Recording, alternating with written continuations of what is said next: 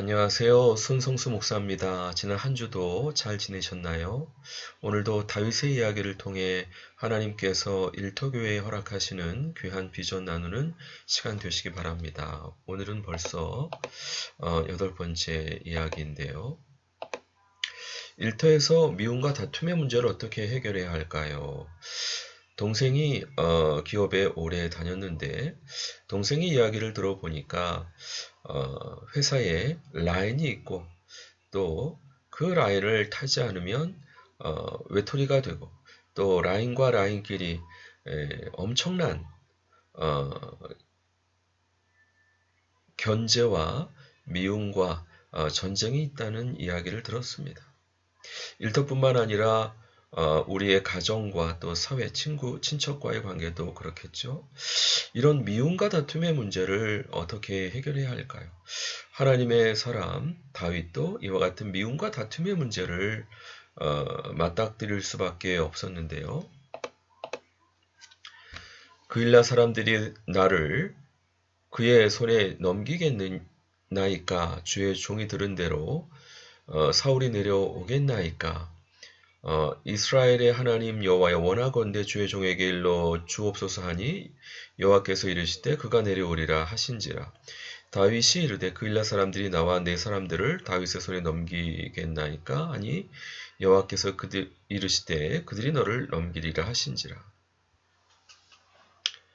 사울이 다윗을 죽이러 찾아왔습니다. 그일라 땅에 있을 때인데요. 하나님을 경외하는 다윗은 하나님께 여쭈었죠. 내려오겠습니까? 내려오리라.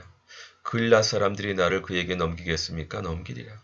이렇게 하나님께서는 그일라 땅에 계속 머물러 있었으면 사울에게 죽음을 당할 수밖에 없었을 것을 주님의 응답을 주심으로 그 위기를 피할 수 있도록 인도해 주셨습니다.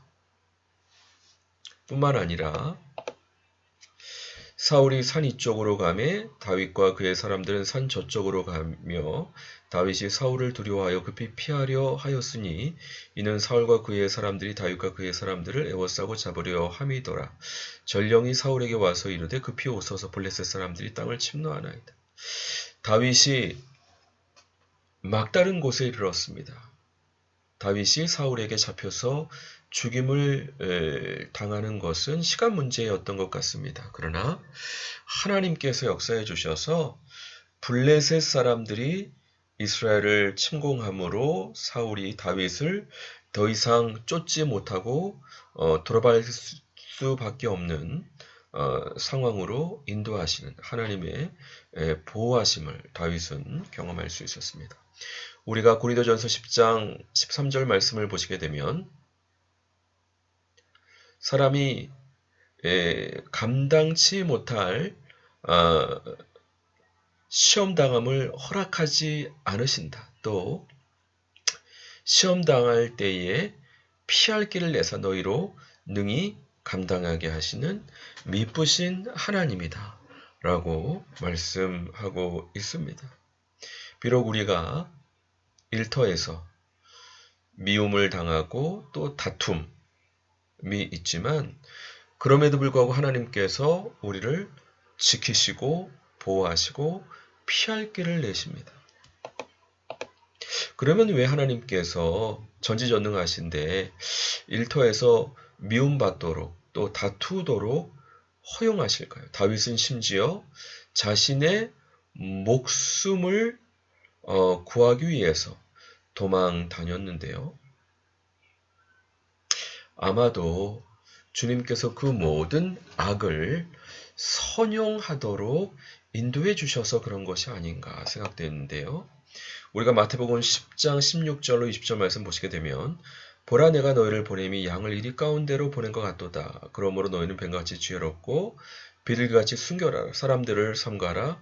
그들이 너희를 공회에 넘겨주겠고 그들의 회당에서 채찍질하리라. 또 너희가 나로 말미암아 총독들과 임금들 앞에 끌려가리니 이는 그들과 이방인들에게 증거가 되게 하려 하심이라. 너희를 넘겨줄 때 어떻게 또는 무엇을 말할까 염려하지 말라. 그때 너희에게 할 말을 주시리니 말하는 이는 너희가 아니라 너희 속에서 말씀하시는 이곳 너희 아버지의 성령이시니라. 아멘.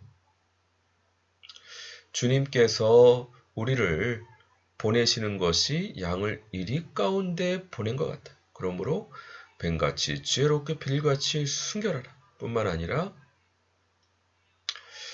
핍박할 텐데 결국 그들과 이방인들의 증거가 되게 하시고 결국 우리가 아니라 우리 안에 계신 하나님의 영이시며 예수님의 영이신 성령님께서 우리를 통해 주님을 증거하실 것이다 말씀하고 있습니다. 하나님께서 악한 자를 조종하시지 않습니다.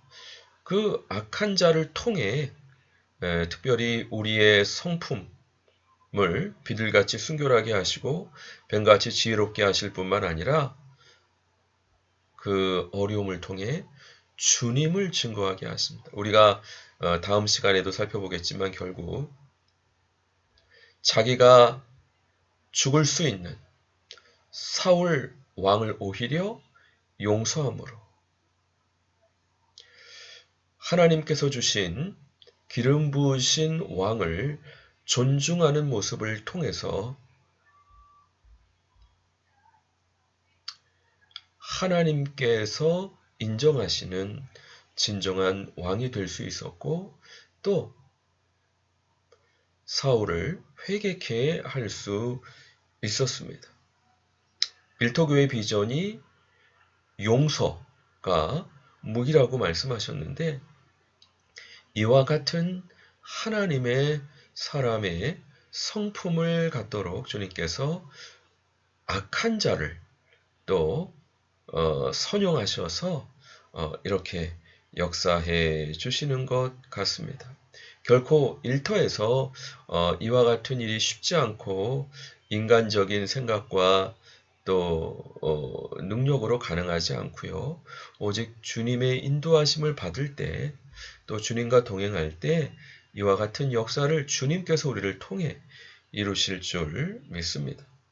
우리가 사례를 보게 되면은 사도 바울도 오히려 핍박당하고 죄수의 몸으로 임금들, 이방인들에게 예수 그리스도를 증거하게 하시는 하나님의 역사를 경험할 수 있었습니다.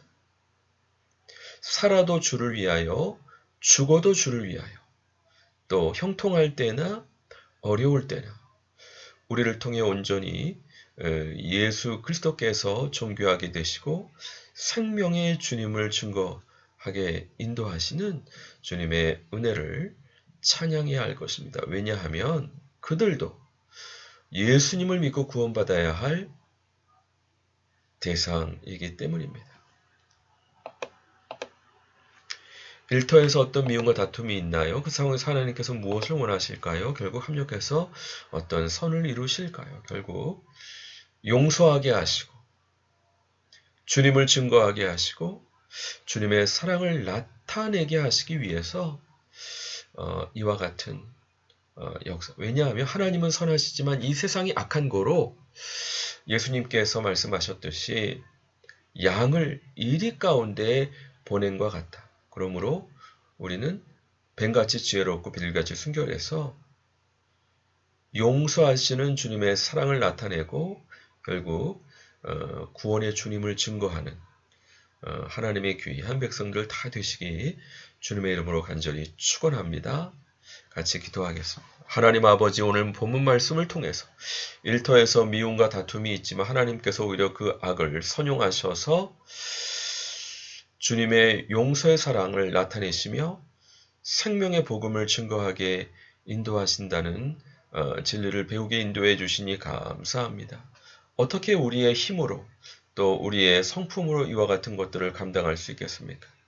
우리는 할 수 없지만 주님께서 우리를 통해 역사하실 수 있고 또 뱀같이 지혜롭고 빌같이 순결한 마음을 통해 이와 같은 사명 감당할 수 있을 줄 믿사오니 다윗처럼 예수님처럼 사도 바울처럼 주님의 온전한 도구가 되어서 원수도 용서하고 또 오히려 그 핍박의 기회를 사랑의 기회로 선용하고 복음 전도의 기회로 선용하는 하나님의 귀한 백성들 다 되실 수 있도록 우리의 힘으로는 가능하지 않지만 우리를 위해 십자가 지신 예수 그리스도의 한량없으신 그 은혜와 사랑으로 가능한 줄 믿사오니 축복해 주시고 은혜 내려 주시옵소서.